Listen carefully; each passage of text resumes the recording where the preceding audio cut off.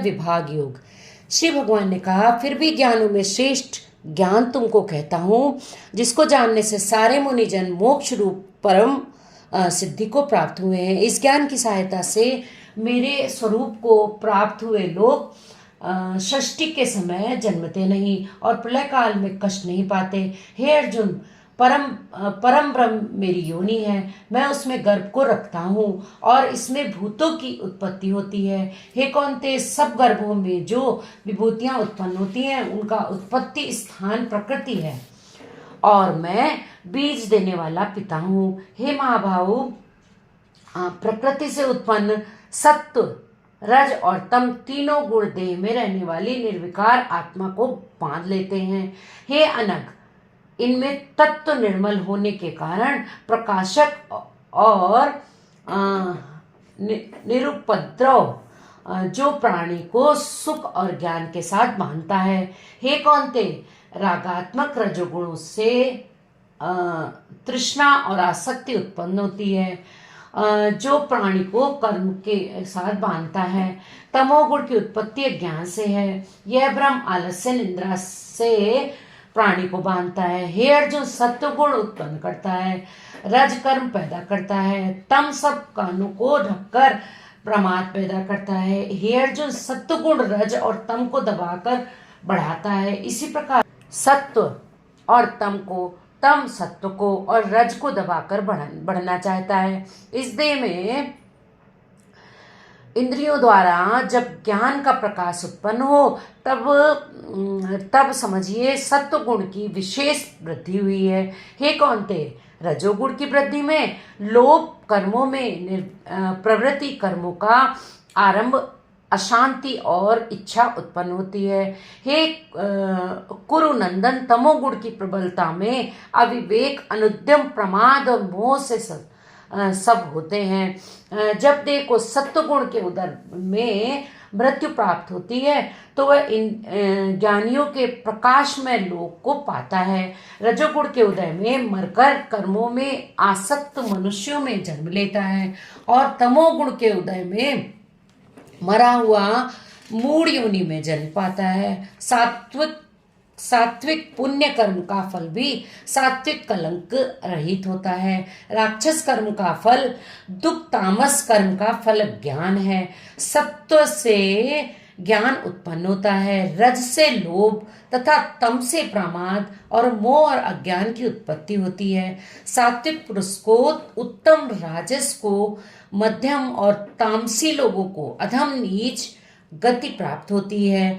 जो दृष्टा यानी कि व्यक्ति गुणों से अलग अर्थात निर्गुण साक्षी मात्र आत्मा को प्राप्त कर लेता है वह मेरे रूप को प्राप्त होता है। जो देही शरीर में उत्पन्न होने वाले सत्व, रज, तम इन तीनों गुणों को जीत लेता है वह जन्म, मृत्यु, बुढ़ापा और मृत्यु से छूटकर मुक्ति पाता है। अर्जुन ने पूछा, हे अर्जुन, कैसे मालूम हो कि अमुक मनुष्य ने तीनों गुणों को पार कर लिया है?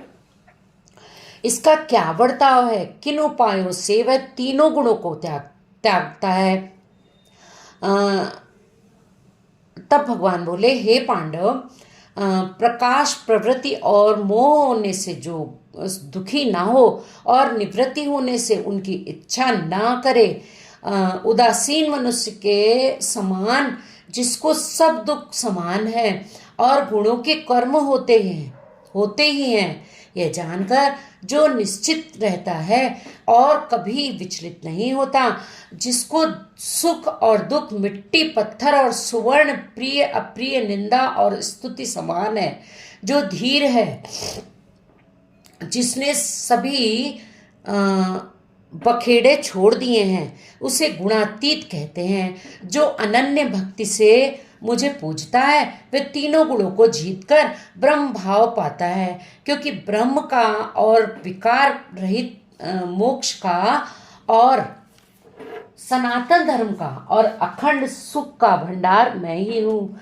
इति सूपनिषद ब्रह्म विद्या योगे शास्त्रे श्री कृष्ण अर्जुन संवादे विभाग गुण यंत्र योगो नाम 14वां अध्याय समाप्त। 14वें अध्याय का महात्म्य। श्री नारायण जी कहते हैं, हे लक्ष्मी, संगल द्वीप का राजा एक दिन शिकार खेलने को चला।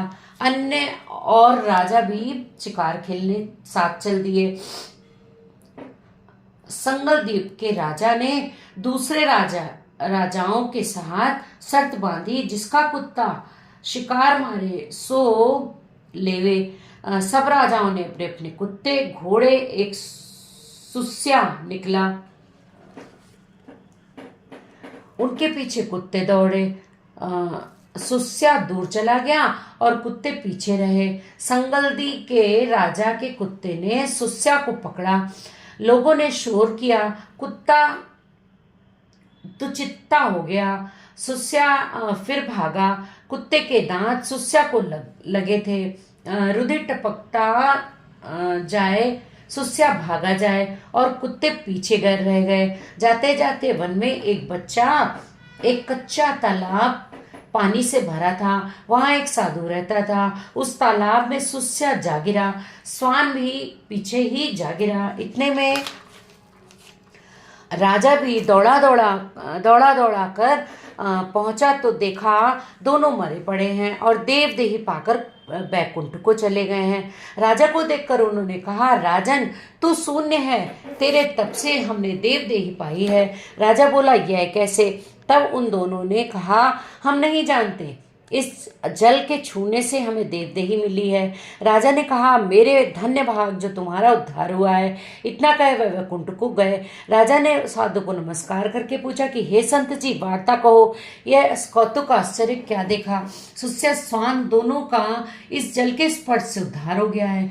यह जल कैसा है? उस संत ने कहा, हे राजन, मेरा गुरु यहाँ रहता है, नित्य स्नान कर गीता के 14वें अध्याय का पाठ किया करता था। मैं भी यहाँ स्नान करके गीता का पाठ करता हूँ। राजा ने कहा, धन्य है जो आपके प्रताप से ऐसी योनि का उद्धार हुआ है। मेरे धन्य भाग है जो आपका दर्शन हुआ है। श्री नारायण जी ने कहा, हे लक्ष्मी, 14वें अध्याय का महात्म्य मैंने तुमको सुनाया। जय श्री कृष्ण।